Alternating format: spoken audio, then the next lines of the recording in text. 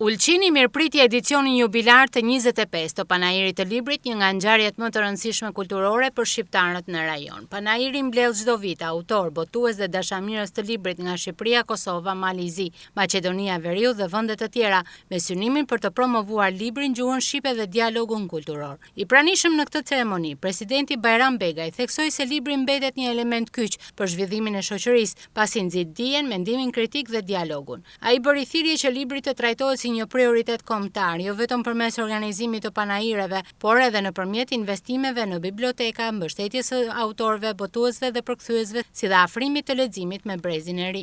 Nuk mjafton të jesh krenar vetëm me historinë. Duhet të jesh i përgatitur për të ardhmen. Pikërisht tu fillon edhe rëndësia e librit. Libri nuk jep vetëm informacion. Ai na mëson të përqendrohemi, të pyesim dhe të mos e pranojmë çdo gjë si të mirëqenë. Na mëson të dëgjojmë edhe një mendim tjetër dhe të kuptojmë se bota nuk fillon e mbaron me përvojën tonë personale. Më pëlqen të riteksoj gjithnjë më shumë se libri duhet trajtohet dhe si një përparësi kombëtare.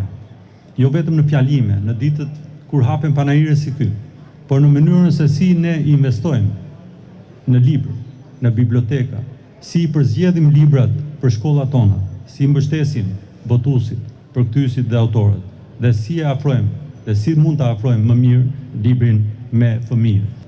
Kujdesi për gjuhën, për kulturën, për arsimin dhe krijimtarinë shqiptare është një përgjegjësi e rëndësishme, jo vetëm shtetërore, por edhe jona, personale. Ky panair, i cili para çerek shekullit ka ndriçuar Ulqinin, është sot një nga festat më të mëdha të librit shqiptar.